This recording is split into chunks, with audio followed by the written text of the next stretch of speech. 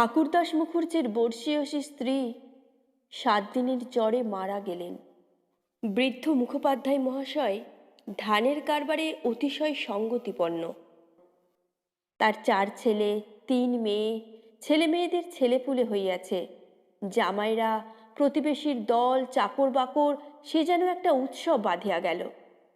সমস্ত গ্রামের লোক ধুমধামের শবযাত্রা ভিড় করিয়া দেখিতে আসিল। মেয়েরা কাঁদিতে কাঁদিতে মায়ের 2 পায়ে গাঢ় করিয়া আলতা এবং মাথায় ঘন করিয়া সিঁদুর লেপিয়া দিল। বধূরা ললাট চন্দনে চর্চিত করিয়া বহুমূল্য বস্ত্রে শাশুড়ির দেহ আচ্ছাদিত করিয়া দিয়া আঁচল দিয়া তাহার শেষ পদধূলি মুছাইয়া লইল। পুষ্পে, পত্রে, গন্ধে, মাল্যে, কলরবে মনে হইল না এ কোনো শোকের ব্যাপার। এ যেন বড় বাড়ির গৃহিণী 50 বর্ষ পরে আর একবার নতুন করিয়া তাহার স্বামী গৃহে যাত্রা করিতেছেন। বৃদ্ধ মুখোপাধ্যায় শান্ত মুখে তাহার চিরদিনের সঙ্গিনীকে শেষ বিদায় দিয়া অলক্ষ্যে 2 ফোঁটা চোখের জল মুছিয়া শোকার্ত কন্যা ও বধূগণকে সান্ত্বনা দিতে লাগিলেন। প্রবল হরিধ্বনিতে প্রভাত আকাশ আলোড়িত করিয়া সমস্ত গ্রাম সঙ্গে সঙ্গে চলিল। আর একটা প্রাণী একটু দূরে থাকিয়া এই দলের সঙ্গী হইল, সে কাঙালির মা। সে তাহার কুটির প্রাঙ্গণের গোটা কয়েক বেগুন তুলিয়া এই পথে হাটে চলিয়াছিল। এই দৃশ্য দেখিয়া আর নড়িতে পারিল না। রহিল তাহার হাটে যাওয়া, রহিল তাহার আঁচলে বেগুন বাঁধা। সে চোখের জল মুছিতে মুছিতে সকলের পিছনে শ্মশানে আসিয়া উপস্থিত হইল। গ্রামের একান্তে গরুর নদীর তীরে শ্মশান। সেখানে পূর্বাহ্নেই কাঠের ভাঁড়, চন্দনের টুকরা, ঘৃত, মধু, ধূপ, ধুনা প্রভৃতি উপকরণ সঞ্চিত হইয়াছিল। কাঙালির মা ছোট জাত, দুলের মেয়ে বলিয়া কাছে যাইতে সাহস পাইল না। তফাতে একটা উঁচু ঢিপির মধ্যে দাঁড়াইয়া সমস্ত অন্ত্যেষ্টিক্রিয়া প্রথম হইতে শেষ পর্যন্ত উৎসুক আগ্রহে চোখ মেলিয়া দেখিতে লাগিল। প্রশস্ত ও পর্যাপ্ত চিতার পরে যখন সব স্থাপিত করা হইল, তখন তাহার রাঙা পা দুখানি দেখিয়া তাহার 2 চক্ষু জুড়াইয়া গেল। ইচ্ছা হইল ছুটিয়া গিয়া 1 বিন্দু আলতা মুছাইয়া লইয়া মাথায় দেয়। বহু কণ্ঠের হরিধ্বনির সহিত পুত্রহস্ত্রের মন্ত্রপুত অগ্নি যখন সংযোজিত হইল, তখন তাহার চোখ দিয়া ঝরঝর করিয়া জল পড়িতে লাগিল। মনে মনে বারংবার বলিতে লাগিল, ভাগ্যিমানী মা, তুমি স্বর্গে যাচ্ছ, আমাকেও আশীর্বাদ করে যাও, আমিও যেন এমনই কাঙালির হাতের আগুনটুকু পাই। ছেলের হাতের আগুন সে তো সোজা কথা নয়। স্বামী, পুত্র, কন্যা, নাতি, নাতনি, দাস, দাসী, পরিজন সমস্ত সংসার উজ্জ্বল রাখিয়া এই যে স্বর্গারোহণ, দেখিয়া তাহার বুক ফুলিয়া ফুলিয়া উঠিতে লাগিল। এ সৌভাগ্যের সে যেন আর ইয়ত্তা করিতে পারিল না। সদ্য প্রজ্বলিত চিতার অজস্র ধোঁয়া নীল রঙের ছায়া ফেলিয়া ঘুরিয়া ঘুরিয়া আকাশে উঠিতেছিল। কাঙালির মা ইহারই মধ্যে ছোট একখানি রথের চেহারা যেন স্পষ্ট দেখতে পাইল। গায়ে তাহার কত না ছবি আঁকা, চূড়ায় তাহার কত না লতা পাতা জড়ানো। ভিতরে কে যেন বসিয়া আছে, মুখ তাহার চেনা যায় না, কিন্তু সিধেই তাহার সিঁদুরের রেখা, পদতল দুটি আলতায় রাঙানো। ঊর্ধ্বদৃষ্টে চাহিয়া কাঙালির মায়ের 2 চোখে অশ্রুর ধারা বহিতেছিল। এমন সময় একটি বছর 14-15 ছেলে তাহার আঁচলে টান দিয়া কহিল, হেথায় তুই দাঁড়িয়ে আছিস মা, ভাত রাঁধবি নে? মা চমকিয়া ফিরিয়া কহিল, রাঁধবক্ষণ রে। হঠাৎ ওপরে অঙ্গুলি নির্দেশ করিয়া ব্যগ্রস্বরে কহিল, দেখ দেখ বাবা, বামুন মা ওই রথে চড়ে স্বর্গে যাচ্ছে। ছেলে বিস্ময়ে মুখ তুলিয়া কহিল, কই? ক্ষণকাল নিরীক্ষণ করিয়া শেষে বলিল, তুই খেপেছিস, ও তো ধোঁয়া। রাগ করিয়া কহিল, বেলা দুপুর বাজে, আমার খিদে পায় না বুঝি? এবং সঙ্গে সঙ্গে মায়ের চোখে জল লক্ষ্য করিয়া বলিল, বামুনদের গিন্নি মরেছে, তুই কেন কেঁদে মরিস মা? কাঙালির মার এতক্ষণে হুঁশ হইল। পরের জন্য শ্মশানে দাঁড়াইয়া এইভাবে অশ্রুপাত করায় সে মনে মনে লজ্জা পাইল। এমনকি ছেলের অকল্যাণের আশঙ্কায় মুহূর্তে চোখ মুছিয়া ফেলিয়া একটুখানি হাসিবার চেষ্টা করিয়া বলিল, কাঁদব কিসের জন্যে রে? চোখে ধো লেগেছে বই তো নয়। হাঁ, ধো লেগেছে বই তো না, তুই কাঁদতেছিলি। মা আর প্রতিবাদ করিল না। ছেলের হাত ধরিয়া ঘাটে নামিয়া নিজেও স্নান করিল, কাঙালিকে স্নান করাইয়া ঘরে ফিরিল। শ্মশান সৎকারের শেষটুকু দেখা আর তার ভাগ্যে ঘটিল না। সন্তানের নামকরণকালে পিতামাতার মূঢ়তায় বিধাতা পুরুষ অন্তরিক্ষে থাকিয়া অধিকাংশ সময় শুধু হাস্য করিয়াই ক্ষান্ত হন না, তীব্র প্রতিবাদ করেন। তাই তাহাদের সমস্ত জীবনটা তাহাদের নিজের নামগুলোকেই যেন আমরণ ভ্যাংচাইয়া চলিতে থাকে। কাঙালির মার জীবনের ইতিহাস ছোট্ট, কিন্তু সেই ছোট্ট কাঙাল জীবনটুকু বিধাতার এই পরিহাসের দায় হইতে অব্যাহতি লাভ করিয়াছিল। তাহাকে জন্ম দিয়া মা মরিয়াছিল, বাপ রাগ করিয়া নাম দিল অভাগী।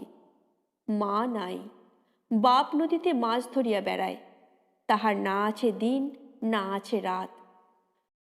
তবু যে কি করিয়া ক্ষুদ্র অভাগী একদিন কাঙালির মা হইতে বাঁচিয়া রহিল, সে এক বিস্ময়ের বস্তু।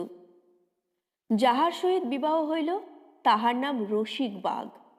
বাঘের অন্য বাঘিনী ছিল। ইহাকে লইয়া সে গ্রামান্তরে উঠিয়া গেল। অভাগী তাহার অভাগ্য ও শিশুপুত্র কাঙালিকে লইয়া গ্রামেই পড়িয়া রহিল। তাহার সেই কাঙালি বড় হইয়া আজ 15 পা দিয়াছে, সবেমাত্র বেতের কাজ শিখিতে আরম্ভ করিয়াছে। অভাগের আশা হইয়াছে আরও বছরখানেক তাহার অভাগ্যের সহিত জুজিতে পারিলে দুঃখ ঘুচিবে। এই দুঃখ যে কি, যিনি দিয়াছেন তিনি ছাড়া আর কেহই জানে না। কাঙালি পুকুর হইতে আঁচাইয়া আসিয়া দেখিল তাহার পাতের ভুক্তাবশেষ মা একটা মাটির পাত্রে ঢাকিয়া রাখিতেছে। আশ্চর্য হইয়া জিজ্ঞাসা করিল, তুই খেলি নে মা? বেলা গড়িয়ে গিয়েছে বাবা, এখন আর খিদে নেই। ছেলে বিশ্বাস করিল না, বলিল, না খিদে নেই বই কি, কই দেখি তোর হাঁড়ি। এই ছলনায় বহুদিন কাঙালির মা কাঙালিকে ফাঁকি দিয়া আসিয়াছে। সে হাঁড়ি দেখিয়া তবে ছাড়িল। তাহাতে আর একজনের মতো ভাত ছিল। তখন সে প্রসন্ন মুখে মায়ের কোলে গিয়া বসিল। এই বয়সের ছেলে সচরাচর এরূপ করে না, কিন্তু শিশুকাল হইতে বহুকাল যাবৎ সে রুগ্ন ছিল বলিয়া মায়ের ক্রোড় ছাড়িয়া বাহিরের সঙ্গী সাথীদের সহিত মিশিবার সুযোগ পায় নাই। এইখানে বসিয়াই তাহাকে খেলাধুলার স্বাদ মিটাইতে হইয়াছে। এক হাতে গলা জড়াইয়া মুখের উপর মুখ রাখিয়াই কাঙালি চকিত হইয়া কহিল, মা, তোর গা যে গরম, কেন তুই অমন রোদে দাঁড়িয়ে মরা পোড়ানো দেখতে গেলি? কেন আবার নিয়ে এলি? মরা পোড়ানো কি তুই? মা শশব্যস্তে ছেলের মুখে হাত চাপা দিয়া কহিল, ছি বাবা, মরা পোড়ানো বলতে নেই, পাপ হয়। সতীলক্ষ্মী মা ঠাকুরুন রথে করে স্বর্গে গেলেন। ছেলে সন্দেহ করিয়া কহিল, তোর এক কথা মা, রথে চড়ে কেউ নাকি আবার স্বর্গে যায়। মা বলিল, আমি যে চোখে দেখলু কাঙালি, বামুন মা রথের উপরে বসে, তেনার রাঙা পা দুখানি যে সবাই চোখ মেলে দেখলে রে। সবাই দেখলে? সবাই দেখলে। কাঙালি মায়ের বুকে ঠেস দিয়া বসিয়া ভাবিতে লাগিল, মাকে বিশ্বাস করাই তাহার অভ্যেস। বিশ্বাস করিতেই সে শিশুকাল হইতে শিক্ষা করিয়াছে। সেই মা যখন বলিতেছে সবাই চোখ মেলিয়া এত বড় ব্যাপার দেখিয়াছে, তখন অবিশ্বাস করিবার আর কিছু নাই। খানিক পরে আস্তে আস্তে কহিল, তাহলে তুইও তোমার স্বর্গে যাবি? বিন্দির মা সেদিন রাখালের পিসিকে বলতেছিল, ক্যাংলার মার মতো সতীলক্ষ্মী আর দুলে পাড়ায় নেই। কাঙালির মা চুপ করিয়া রহিল। কাঙালি তেমনি ধীরে ধীরে কহিতে লাগিল, বাবা যখন তোকে ছেড়ে দিলে তখন তোরে কত লোকে তো নিকে করতে সাদাসাদি করলে, কিন্তু তুই বললি না, বললি কাঙালি বাঁচলে আমার দুঃখ ঘুচবে, আবার নিকে করতে যাব কিসের জন্যে? হামা, তুই নিকে করলে আমি কোথায় থাকতুম? আমি হয়তো না খেতে পেয়ে এতদিনে কবে মরে যেতুম। মা ছেলেকে দুই হাতে বুকে চাপিয়া ধরিল। বস্তুত সেদিন তাহাকে এ পরামর্শ কম লোকে দেয় নাই, এবং যখন সে কিছুতেই রাজি হইল না, তখন উৎপাত উপদ্রব তাহার প্রতি সামান্য হয় নাই। সেই কথা স্মরণ করিয়া অভাগীর চোখ দিয়া জল পড়িতে লাগিল। ছেলে হাত দিয়া মুছাইয়া দিয়া বলিল, ক্যাতাটা পেতে দেব মা, শুবি? মা চুপ করিয়া রহিল। কাঙালি মাদুর পাতিল, কাঁথা পাতিল, মাচার উপর হইতে ছোট বালিশটি পাড়িয়া দিয়া হাত ধরিয়া তাহাকে বিছানায় টানিয়া লইয়া যাইতে মা কহিল, কাঙালি, আজ তোর আর কাজে গিয়ে কাজ নেই। কাজ কামাই করিবার প্রস্তাব কাঙালির খুব ভালো লাগিল, কিন্তু কহিল, জলপানির পয়সা দুটো তো তাহলে দেবে না মা? না দিককে, আয় তোকে রূপ কথা বলি। আর প্রলুব্ধ করিতে হইল না। কাঙালি তৎক্ষণাৎ মায়ের বুক ঘেঁষিয়া শুইয়া পড়িয়া কহিল, বল তাহলে, রাজপুত্তুর, কোটালপুত্তুর আর সেই পক্ষীরাজ ঘোড়া? অভাগী রাজপুত্র, কোটালপুত্র আর পক্ষীরাজ ঘোড়ার কথা দিয়া গল্প আরম্ভ করিল। এ সকল তাহার পরের কাছে কতদিনের শোনা এবং কতদিনের বলা উপকথা। কিন্তু মুহূর্ত কয়েক পরে কোথায় গেল তাহার রাজপুত্র, আর কোথায় গেল তাহার কোটালপুত্র? সে এমন উপকথা শুরু করিল যাহা পরের কাছে তাহার শেখা নয়, নিজের সৃষ্টি। জ্বর তাহার যত বাড়িতে লাগিল, উষ্ণ রক্তস্রোত যত দ্রুতবেগে মস্তিষ্কে বহিতে লাগিল, ততই সে যেন নব নব উপকথার ইন্দ্রজাল রচনা করিয়া চলিতে লাগিল। তাহার বিরাম নাই, বিচ্ছেদ নাই। কাঙালির স্বল্প দেহ বারবার রোমাঞ্চিত হইতে লাগিল। ভয়ে বিস্ময়ে পুলকে সে সজোরে মায়ের গলা জড়াইয়া তাহার বুকের মধ্যে যেন মিশিয়া যাইতে চাহিল। বাহিরে বেলা শেষ হইল, সূর্য অস্ত গেল। সন্ধ্যার ম্লান ছায়া গাঢ়তর হইয়া চরাচর ব্যপ্ত করিল, কিন্তু ঘরের মধ্যে আজ আর দীপ জ্বলিল না। গৃহস্থের শেষ কর্তব্য সমাধা করিতে কেহ উঠিল না। নিবিড় অন্ধকারে কেবল রুগ্ন মাতার অবাধ গুঞ্জন নিস্তব্ধ পুত্রের কর্ণে সুধা বর্ষণ করিয়া চলিতে লাগিল। সেই শ্মশান ও শ্মশান যাত্রার কাহিনী, সেই রথ, সেই রাঙা পা দুটি, সেই তার স্বর্গে যাওয়া। কেমন করিয়া শোকার্ত স্বামী শেষ পদধূলি দিয়া কাঁদিয়া বিদায় দিলেন, কি করিয়া হরিধ্বনি দিয়া ছেলেরা মাতাকে বহন করিয়া লইয়া গেল। তারপরে সন্তানের হাতের আগুন, সে আগুন তো আগুন নয় কাঙালি, সে তো হরি। তার আকাশ জোড়া ধোঁয়া তো ধোঁয়া নয় বাবা, সেই তো স্বর্গের রথ। কাঙালি চরণ, বাবা আমার। কেন মা? তোর হাতের আগুন যদি পাই বাবা, বামুন মার মতো আমিও স্বর্গে যেতে পাব। কাঙালি অস্ফুটে শুধু কহিল, যা বলতে নেই। মা সে কথা বোধ করে শুনিতেও পাইল না। তপ্ত নিঃশ্বাস ফেলিয়া বলিতে লাগিল, ছোট জাত বলে তখন কিন্তু কেউ ঘেন্না করতে পারবে না, দুঃখী বলে কেউ ঠেকিয়ে রাখতে পারবে না। ইস, ছেলের হাতের আগুন, রথকে যে আসতেই হবে। ছেলে মুখের উপর মুখ রাখিয়া ভগ্ন কণ্ঠে বলিল, বলিস নে মা, বলিস নে, আমার বড্ড ভয় করে। মা কহিল, আর দেখ কাঙালি, তোর বাবাকে একবার ধরে আনবি। অমনি যেন পায়ের ধুলো মাথায় দিয়ে আমাকে বিদায় দেয়, অমনি পায়ে আলতা, মাথায় সিঁদুর দিয়ে। কিন্তু কে বা দেবে? তুই দিবি না রে কাঙালি?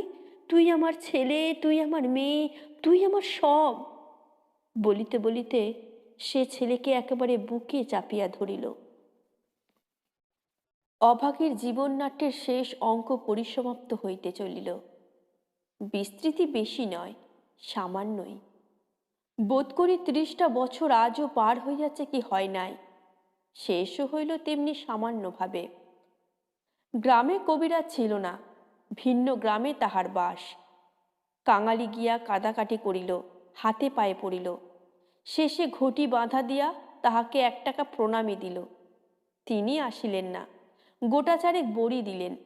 তাহার কত কি আয়োজন, খল, মধু, আদার সত্ত্ব, তুলসী পাতার রস।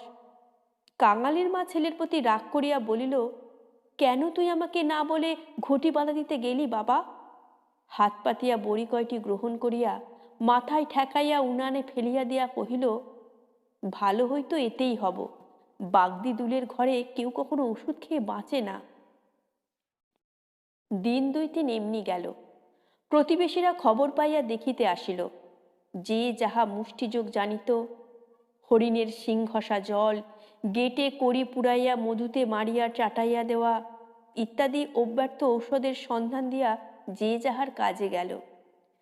ছেলে মানুষ কাঙালি ব্যতিব্যস্ত হইয়া উঠিতে মা তাহাকে কাছে টানিয়া লইয়া কহিল, কোবরেজের বড়িতে কিছু হলো না বাবা, আর ওদের ওষুধে কাজ হবে, আমি এমনি ভালো হব।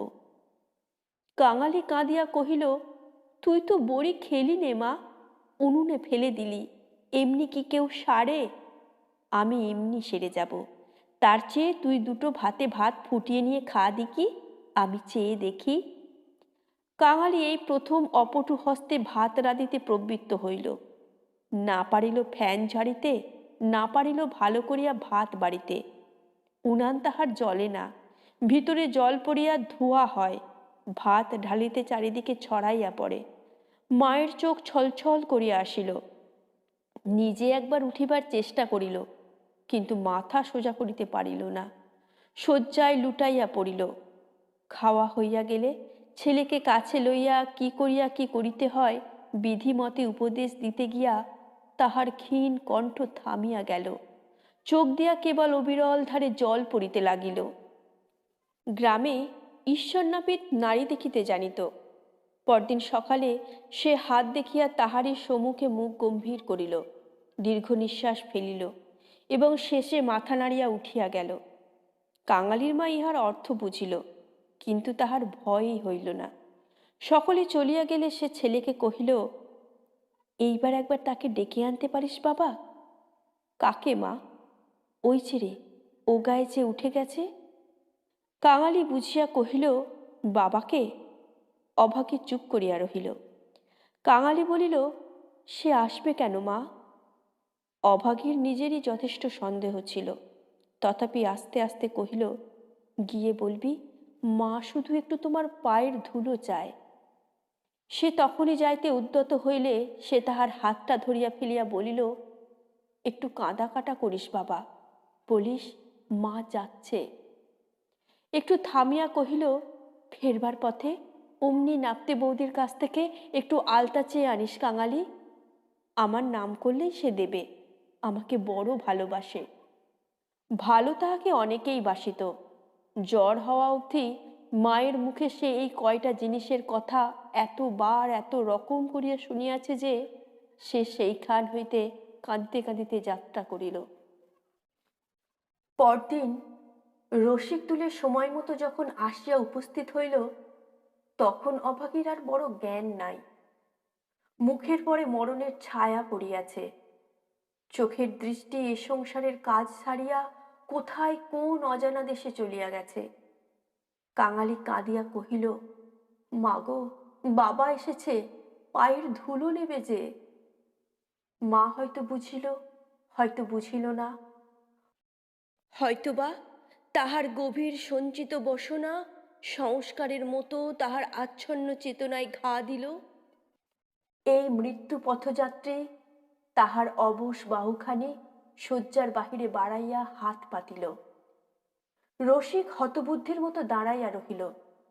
পৃথিবীতে তাহারও পায়ের ধুলার প্রয়োজন আছে, ইহাও কেহ নাকি চাহিতে পারে, তাহা তাহার কল্পনার অতীত। বিন্দির পিসি দাঁড়াইয়া ছিল, সে কহিল, দাও বাবা, দাও একটু পায়ের ধুলো। রসিক অগ্রসর হইয়া আসিল। জীবনে যে স্ত্রীকে সে ভালোবাসা দেয় নাই, অসন বসন দেয় নাই, কোনো খোঁজ খবর করে নাই, মরণকালে তাহাকে সে শুধু একটু পায়ের ধুলা দিতে গিয়া কাঁদিয়া ফেলিল। রাখালের মা বলিল, এমন সতীলক্ষ্মী বামুন কায়েতের ঘরে না জন্মে ও আমাদের দুলের ঘরে জন্মালো কেন? এইবার একটু ওর গতি করে দাও বাবা, ক্যাংলার হাতের আগুনের লোভে ও যেন প্রাণটা দিলে। অভাগীর অভাগ্যের দেবতা অগোচরে বসিয়া কি ভাবিলেন জানি না, কিন্তু ছেলে মানুষ কাঙালির বুকে গিয়া এ কথা যেন তীরের মতো বিঁধিল। সেদিন দিনের বেলাটা কাটিল, প্রথম রাত্রিটাও কাটিল, কিন্তু প্রভাতের জন্য কাঙালির মা আর অপেক্ষা করিতে পারিল না। কি জানি এত ছোট জাতের জন্য স্বর্গে রথের ব্যবস্থা আছে কিনা, কিংবা অন্ধকারে পায়ে হাঁটিয়াই তাহাদের রওনা হইতে হয়। কিন্তু এটা বুঝা গেল, রাত্রি শেষ না হইতেই এই দুনিয়া সে ত্যাগ করিয়া গেছে। কুটির প্রাঙ্গণে একটা বেল গাছ, একটা কুরুল চাহিয়া আনিয়া রসিক তাহাতে ঘা দিয়াছে কি দেয় নাই, জমিদারের দরোয়ান কোথা হইতে ছুটিয়া আসিয়া তাহার গালে সশব্দে একটা চর কষাইয়া দিল। কুরুল কাড়িয়া লইয়া কহিল, শালা, এ কি তোর বাপের গাছ আছে যে কাটতে লেগেছিস? রসিক গালে হাত বুলাইতে লাগিল। কাঙালি কাঁদো কাঁদো হইয়া বলিল, বাহ, এ যে আমার মায়ের হাতে পোতা গাছ দারোয়ানজি, বাবাকে খামোকা তুমি মারলে কেন? হিন্দুস্তানি দরোয়ান তাহাকেও একটা অশ্রাব্য গালি দিয়া মারিতে গেল, কিন্তু সে নাকি তাহার জননীর মৃতদেহ স্পর্শ করিয়া বসিয়াছিল, তাই অশৌচের ভয়ে তাহার গায়ে হাত দিল না। হাঁকাহাঁকিতে একটা ভিড় জমিয়া উঠিল। কেহই অস্বীকার করিল না যে বিনা অনুমতিতে রসিকের গাছ কাটিতে যাওয়াটা ভালো হয় নাই। তাহারাই আবার দরোয়ানজির হাতে পায়ে পড়িতে লাগিল। তিনি অনুগ্রহ করিয়া যেন একটা হুকুম দেন, কারণ অসুখের সময় যে কেহ দেখিতে আসিয়াছে, কাঙালির মা তাহারই হাতে ধরিয়া তাহার শেষ অভিলাষ ব্যক্ত করিয়া গেছে। দরোয়ান ভুলিবার পাত্র নহে। সে হাত মুখ নাড়িয়া জানাইল, এ সকল চালাকি তাহার কাছে খাটিবে না। জমিদার স্থানীয় লোক নহেন, গ্রামে তাহার একটা কাছারি আছে, গোমস্তা অধর রায় তাহার কর্তা। লোকগুলা যখন হিন্দুস্থানিটার কাছে ব্যর্থ অনুনয় বিনয় করিতে লাগিল, কাঙালি ঊর্ধ্বশ্বাসে দৌড়িয়া একেবারে কাছারি বাড়িতে আসিয়া উপস্থিত হইল। সে লোকের মুখে মুখে শুনিয়াছিল পিয়াদারা ঘুষ লয়। তাহার নিশ্চয় বিশ্বাস হইল, অত বড় অসঙ্গত অত্যাচারের কথা যদি কর্তার গোচর করিতে পারে, তো ইহার প্রতিবিধান না হইয়াই পারে না। হায় রে অনভিজ্ঞ! বাংলাদেশের জমিদার ও তাহার কর্মচারীকে সে চিনিত না। সদ্য মাতৃহীন বালক শোকে ও উত্তেজনায় উদ্ভ্রান্ত হইয়া একেবারে ওপরে উঠিয়া আসিয়াছিল। অধর রায় সেইমাত্র সান্ধ্যাগ্নিক ও যৎসামান্য জলযোগান্তে বাহিরে আসিয়াছিলেন। বিস্মিত ও ক্রুদ্ধ হইয়া কহিলেন, কে রে? আমি কাঙালি, দরোয়ানজি আমার বাবাকে মেরেছে। বেশ করেছে, হারামজাদা খাজনা দেয়নি বুঝি? কাঙালি কহিল, না বাবু মশাই, বাবা গাছ কাটতেছিল, আমার মা মরেছে। বলিতে বলিতে সে কান্না আর চাপিতে পারিল না। সকালবেলা এই কান্নাকাটিতে অধর অত্যন্ত বিরক্ত হইলেন। ছোড়াটা মরা ছুঁইয়া আসিয়াছে, কি জানি এখানকার কিছু ছুঁইয়া ফেলিল নাকি। ধমক দিয়া বলিলেন, মা মরেছে তো যা নিচে নেমে দাঁড়া। ওরে, কে আছিস রে? এখানে একটু গোবর জল ছড়িয়ে দে। কি জাতের ছেলে তুই? কাঙালি সভায় প্রাঙ্গণে নামিয়া দাঁড়াইয়া কহিল, আমরা দুলে। অধর কহিলেন, দুলে? দুলের মরায় কাঠ কি হবে শুনি? কাঙালি বলিল, মা যে আমাকে আগুন দিতে বলে গেছে। তুমি জিজ্ঞেস করো না বাবু মশাই, মা যে সবাইকে বলে গেছে, সকলে শুনেছে যে। মায়ের কথা বলিতে গিয়া তাহার অনুক্ষণের সমস্ত অনুরোধ উপরোধ মুহূর্তে স্মরণ করিয়া কণ্ঠ যেন তাহার কান্নায় ফাটিয়া পড়িতে চাহিল। অধর কহিলেন, মাকে পোড়াবি তো গাছের দাম 5টা টাকা আনগে, পারবি? কাঙালি জানিত তাহা অসম্ভব। তাহার উত্তরীয় কিনিবার মূল্যস্বরূপ তাহার ভাত খাইবার পিতলের কাঁসিটি বিন্দির পিসি 1 টাকায় বাঁধা দিতে গিয়াছে, সে চোখে দেখিয়া আসিয়াছে। সে ঘাড় নাড়িল, বলিল, না। অধর মুখখানা অত্যন্ত বিকৃত করিয়া কহিলেন, না তো মাকে নিয়ে নদীর চড়ায় পুঁতে ফেলগে যা। কার বাবার কাছে তোর বাপ কুড়ুল ঠেকাতে যায়? পাজি হতভাগা নচ্ছাড়! কাঙালি বলিল, সে যে আমাদের উঠানের গাছ বাবু মশাই, সে যে আমার মায়ের হাতে পোঁতা গাছ। হাতে পোঁতা গাছ? পাড়ে বেটাকে গলা ধাক্কা দিয়ে বার করে দিত। পাড়ে আসিয়া গলা ধাক্কা দিল এবং এমন কথা উচ্চারণ করিল যাহা কেবল জমিদারের কর্মচারীরাই পারে। কাঙালি ধুলা ঝাড়িয়া উঠিয়া দাঁড়াইল, তারপরে ধীরে ধীরে বাহির হইয়া গেল। কেন সে যে মার খাইল, কি তাহার অপরাধ, ছেলেটা ভাবিয়াই পাইল না। গোমস্তার নির্বিকার চিত্তে দাগ পর্যন্ত পড়িল না। পড়িলে এই চাকরি তাহার জুটিত না। কহিলেন, পরেশ, দেখ তো হে, এ বেটার খাজনা বাকি পড়েছে কিনা। থাকে তো জালটাল কিছু একটা কেড়ে এনে যেন রেখে দেয়, হারামজাদা পালাতে পারে। মুখুজ্জে বাড়িতে শ্রাদ্ধের দিন, মাঝে কেবল একটা দিন মাত্র বাকি। সমারোহের আয়োজন গৃহিণীর উপযুক্ত করিয়াই হইতেছে। বৃদ্ধ ঠাকুরদাস নিজে তত্ত্বাবধান করিয়া ফিরিতেছিলেন। কাঙালি আসিয়া তাহার সম্মুখে দাঁড়াইল, কহিল, ঠাকুর মশাই, আমার মা মরে গেছে। তুই কে? কি চাস তুই? আমি কাঙালি। মা বলে গেছে তেনাকে আগুন দিতে, তা দিগে না। কাছারের ব্যাপারটা ইতিমধ্যেই মুখে মুখে প্রচারিত হইয়া পড়িয়াছিল। একজন কহিল, ও বোধহয় একটা গাছ চায়। এই বলিয়া সে ঘটনাটা প্রকাশ করিয়া কহিল। মুখুজ্জে বিস্মিত ও বিরক্ত হইয়া কহিলেন, শোনো আবদার, আমারই কত কাঠের দরকার, কাল বাদে পরশু কাজ, যা যা, এখানে কিছু হবে না, এখানে কিছু হবে না।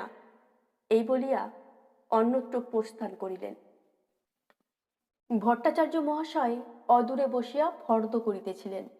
তিনি বলিলেন, তোদের যেতে কে কবে আবার পোড়ায় রে, যা মুখে একটু নুড়ো জেলে দিয়ে নদীর চড়ায় মাটি দেগে। মুখোপাধ্যায় মহাশয়ের বড় ছেলে ব্যস্ত সমস্তভাবে এই পথে কোথায় যাইতেছিলেন। তিনি কান খাড়া করিয়া একটু শুনিয়া কহিলেন, দেখছেন ভট্টাচার্য মশাই, সব বেটারাই এখন বামুন কায়েত হতে চায়, বলিয়া কাজের ঝোঁকে আর কোথায় চলিয়া গেলেন। কাঙালি আর প্রার্থনা করিল না। এই ঘণ্টা দুয়েকের অভিজ্ঞতায় সংসারে সে যেন একেবারে বুড়ো হইয়া গিয়াছিল। নিঃশব্দে ধীরে ধীরে তাহার মরা মায়ের কাছে গিয়া উপস্থিত হইল। নদীর চরে গর্ত খুঁড়িয়া অভাগীকে শোয়ানো হইল। রাখালের মা কাঙালির হাতে একটা খড়ের আঁটি জ্বালিয়া দিয়া তাহারই হাত ধরিয়া মায়ের মুখে স্পর্শ করাইয়া ফেলিয়া দিল। তারপরে সকলে মিলিয়া মাটি চাপা দিয়া কাঙালি মায়ের শেষ চিহ্ন বিলুপ্ত করিয়া দিল। সবাই সকল কাজে ব্যস্ত, শুধু সেই পোড়া খড়ের আঁটি হইতে যে স্বল্প ধোঁয়াটুকু ঘুরিয়া ঘুরিয়া আকাশে উঠিতেছিল, তাহারই প্রতি পলকহীন চক্ষু পাতিয়া কাঙালি ঊর্ধ্ব দৃষ্টে স্তব্ধ হইয়া চাহিয়া রহিল।